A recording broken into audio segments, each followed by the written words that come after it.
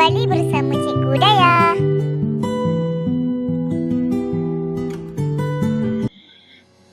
Assalamualaikum dan salam sejahtera. Hari ini sejarah tahun 5, unit 2 di bawah tajuk Agama Islam di Malaysia. Di dalam tajuk ini, kamu dapat memerihalkan latar belakang agama dan kepercayaan serta kamu dapat menyatakan sejarah kedatangan agama Islam dalam Kesultanan Melayu Melaka. Agama dianuti, kepercayaan dihormati. Tahukah kamu, masyarakat di Tanah Melayu sudah mempunyai pegangan agama dan kepercayaan sejak zaman dahulu lagi. Antara agama dan kepercayaan tersebut termasuklah animisme, Islam, Hindu, Buddha dan Kristian. Jom kita lihat satu persatu. Animisme, kepercayaan awal masyarakat di Tanah Melayu pada zaman dahulu. Mereka percaya kepada roh nenek moyang, makhluk halus dan semangat. Kebanyakan orang asli adalah animitis agama dan percaya kepada semangat yang tinggal di objek tertentu. Kamu boleh lihat contoh gambar di paparan skrin.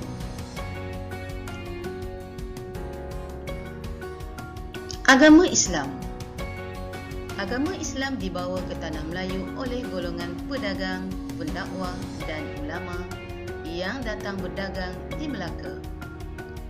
Konsep asas Islam ialah Tauhid, iaitu kepercayaan bahawa terdapat hanya satu Tuhan, iaitu Allah. Mereka wajib percaya kepada rukun Islam dan rukun iman. Seterusnya, agama Hindu merupakan satu agama yang berasal dari benua India dan kawasan sekeliling yang berhampiran.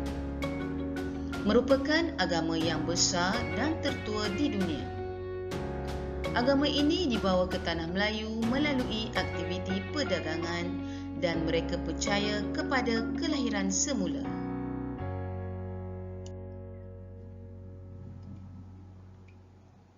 Agama Buddha.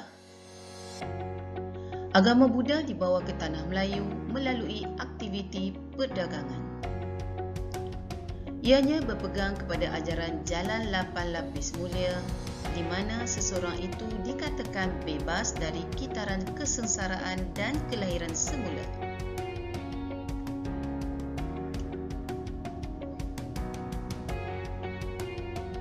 Dan akhir sekali, agama Kristian. Agama Kristian wujud di Tanah Melayu setelah kedatangan penjajah Portugis, Belanda dan British. Ia merupakan agama terbesar di dunia. Ia mempercayai Yesus sebagai anak Tuhan.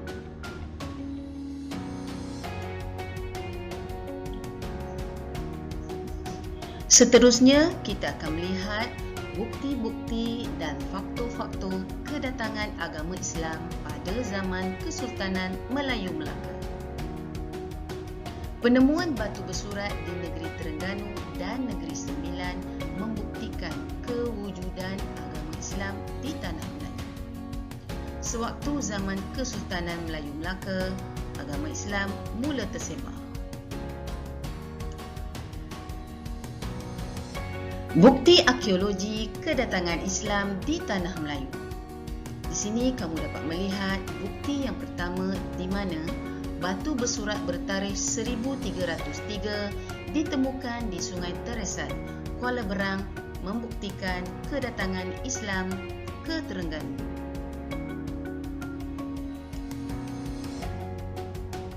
Bukti yang kedua di mana batu bersurat ditemukan di Pengkalan Kempas, Negeri Sembilan, bertarikh 1467 membuktikan kewujudan agama Islam bertapak di Negeri Sembilan.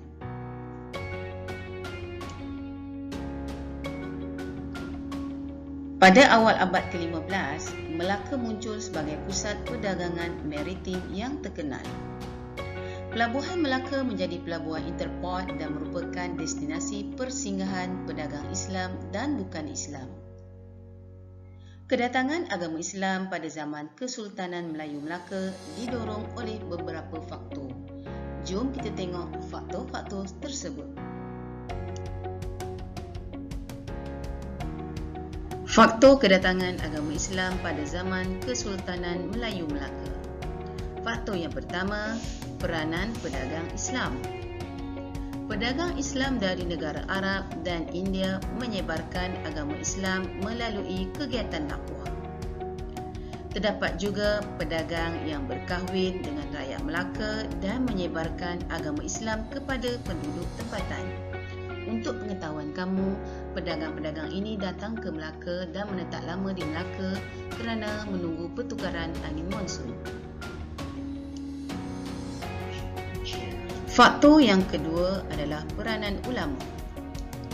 Menurut hikayat Raja-Raja Pasai, agama Islam disebarkan di Melaka oleh ulama dari Mekah yang bernama Syekh Abdul Aziz. Ulama ini mengislamkan raja, pembesar dan rakyat Melaka.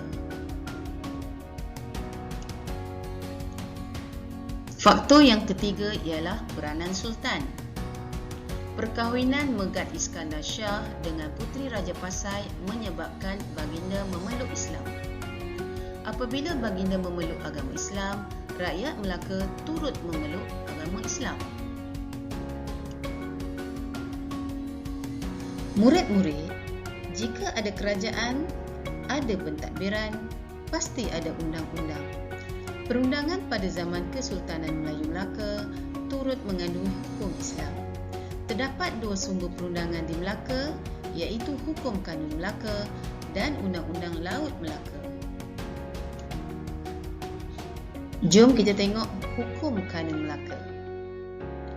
Ianya mengandungi 44 fasal yang berkaitan dengan hak keistimewaan dan tanggungjawab raja serta pembesar. Hukum Islam yang terdapat dalam undang-undang ini berkaitan dengan hukuman terhadap kesalahan jenayah, urusan jual beli dan kekeluargaan. Selain itu, undang-undang ini mewujudkan keamanan dan keselamatan rakyat Melaka.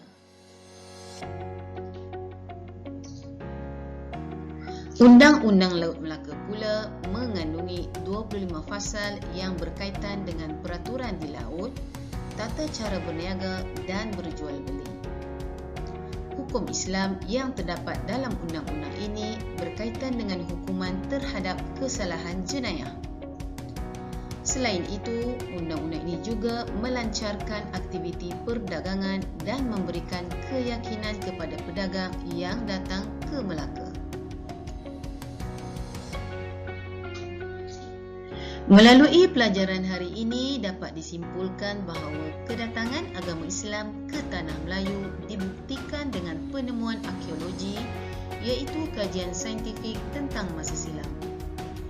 Perkembangan agama Islam pada zaman Kesultanan Melayu Melaka pula membawa perubahan dari pelbagai aspek kehidupan masyarakat seperti sistem beraja, perundangan dan pendidikan. Sampai di sini saja video kita pada kali ini. Jumpa di next video.